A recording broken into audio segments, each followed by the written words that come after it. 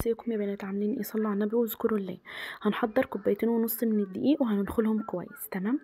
بعد كده هنحضر الخميره، هتكون عباره عن معلقه كبيره خميره بيره او خميره فوريه مش هتفرق، وهننزل عليها بمعلقه سكر كبيره وكوبايه لبن.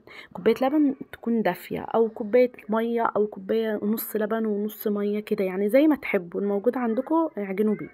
بعد كده هنغطيها وهنسيبها تخمر معانا لمدة 10 دقايق لحد ما الخميرة تكون عايمة على الوش كده. نجيب العجان ونحط بقى في الدقيق معلقة لبن بودرة، معلقة سكر، ورشة ملح، وربع كوباية زيت، والخميرة اللي كنا محضرينها. وبعد كده هنعجن كل ده مع بعضه لمدة يعني مش هتقل عن 10 دقايق، لحد ما العجينة يعني خلاص بقى تلم معانا ومش تبدأ تلزق وتكون طرية. تمام.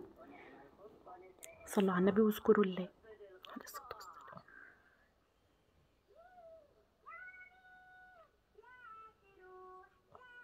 ده شكل العجين.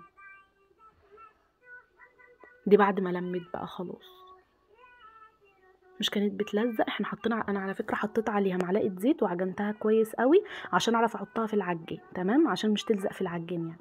بعد كده هنغطيها بستريتش، وهنغطيها بفوطه مطبخ تكون نظيفه، وهنسيبها تخمر معانا لمده ساعه.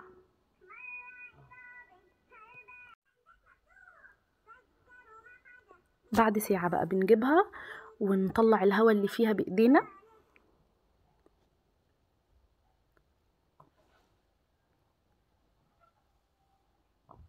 بعد كده بنقطعها لقطع متساويه.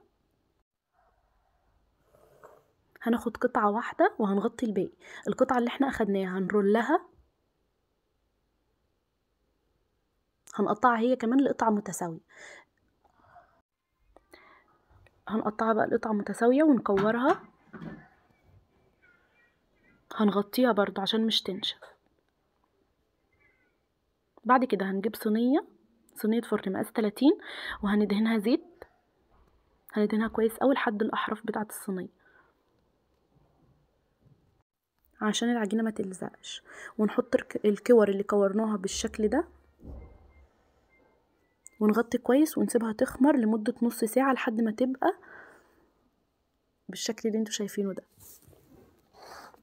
بعد كده هنشغل الفرن على درجة حرارة 180 لمدة 5 دقايق.